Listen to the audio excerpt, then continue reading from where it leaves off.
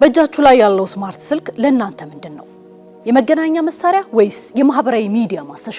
መልሱን ለእናንተ ልተው። ለኢትዮጵያ ግን ይህ ስልክ የነገው ብልጽግና ቁልፍ ነው።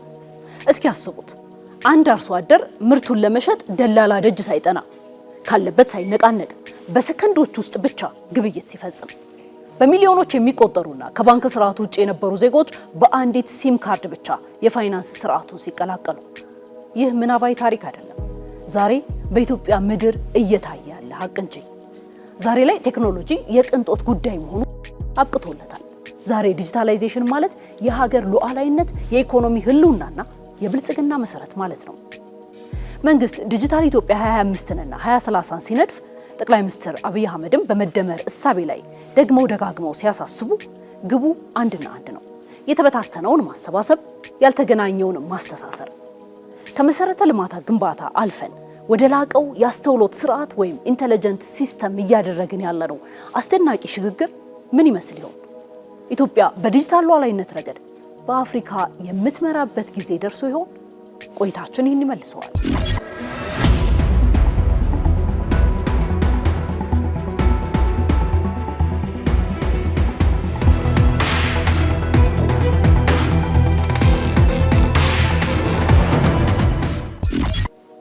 ወደ ኋላ መለስ ብለን የጥቂት ዓመታት ታሪካችንን ስንቃኝ የኢትዮጵያ ኢኮኖሚያዊ መስተጋብር እጅግ አድካሚ በሆነ የግብይትና የአሰራር ወጪ የተተበተበ ነበር።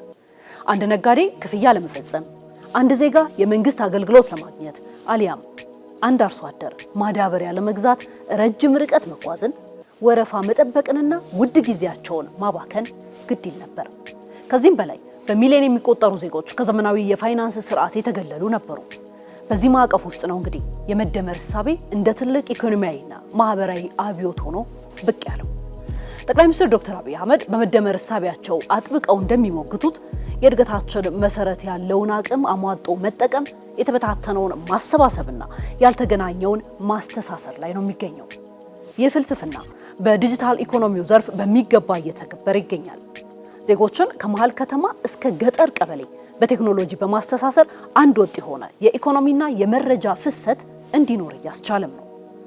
የዚህ የዲጂታል ሽግግር ሀገራዊ ፋይዳ ሲተነተን በዋናነት በሶስት ምሰሶዎች ላይ የቆመ መሆኑን እንረዳለን። አንደኛው የግብይት ወጪን ማቅለል። ዛሬ ላይ ዜጎች በያዙት የሞባይል ስልክ አማካኝነት የትም ቦታ ሆነው ግብይት መፈጸም ችለዋል። ይህ አሰራር በመሃል የሚገቡ ደላሎችን፣ የትራንስፖርት ወጪንና የጊዜ ብክነትን በማስቀረት የኢኮኖሚ እንቅስቃሴውን እጅግ ቀልጣፋ አድርጎታል። ሁለተኛውና ትልቁ ስኬት የፋይናንስ አካታችነት ነው። ባህላዊ የባንክ ስርዓት ሊደርስባቸው ያልቻለውን የህብረተሰብ ክፍሎች ቴክኖሎጂው በቀላሉ አግኝቷቸዋል።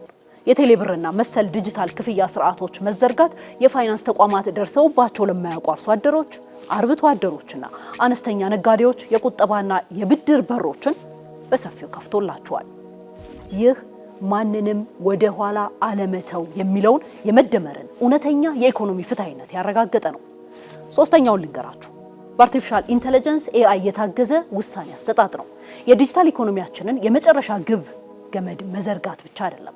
በሚሊዮኖች የሚቆጠሩ ዜጎች በዲጂታል ስርዓት ውስጥ ሲገበያዩ የሚያመነጩትን ግዙፍ መረጃ በመጠቀም መንግስት በኤአይ የታገዘ ፈጣንና ትክክለኛ የፖሊሲ ውሳኔዎችን እንዲያሳልፍ እያስቻለው ነው።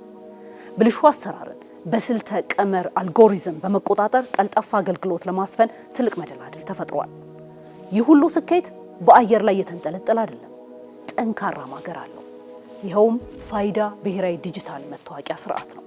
ፋይዳ አድካሚ የነበረውን የማንነት ማረጋገጫ ሂደት በማስቀረት የባንክ ሂሳብ ለመክፈትም ሆነ የመንግስት አገልግሎትን ለማግኘት እንደ ዋና ቁልፍ እያገለገለ ይገኛል። ይህም ሌላው ዜጎች ሳይገለሉ ወደ አንድ የኢኮኖሚ ስርዓት የመምጣቱ መርህ ማሳያ ነው። ከዚሁ ጋር ተያይዞ የቴሌብር፣ የኤምፔሳና የባንኮች የሞባይል መተግበሪያዎች መስፋፋት ኢትዮጵያን የጥሬ ገንዘብ አልባ ወደሆነ ማህበረሰብ እየለወጣት ነው። የፋይዳ መታወቂያ ከባንኮች ጋር መደመሩ፣ ባንኮች ከቴሌኮም ጋር መዋሃዳቸው እንዲሁም የመንግስት አገልግሎቶች ወደ ኦንላይን መምጣታቸው የተቀናጀ ዲጂታል ስነ ምህዳር ወይም ዲጂታል ኢኮሲስተምን ፈጥሯል። 40 ሚሊዮን ኢትዮጵያውያን የፋይዳ መታወቂያ ባለቤት መሆናቸው ዲጂታላይዜሽንን አፋጥኖታል። እነዚህ እውነታዎች በመረጃ ስንመዝናቸው ደግሞ ግስጋሴው አስደናቂ ነው። የቴሌኮም አገልግሎት ተጠቃሚዎች ቁጥር ከ37.9 ሚሊዮን ወደ 87.9 ሚሊዮን አሻቅቧል። ይህ ቀላል የሚመስል ቁጥር ከ15 በላይ የአውሮፓ ሀገራትን ኮታ 100% ይሸፍናል።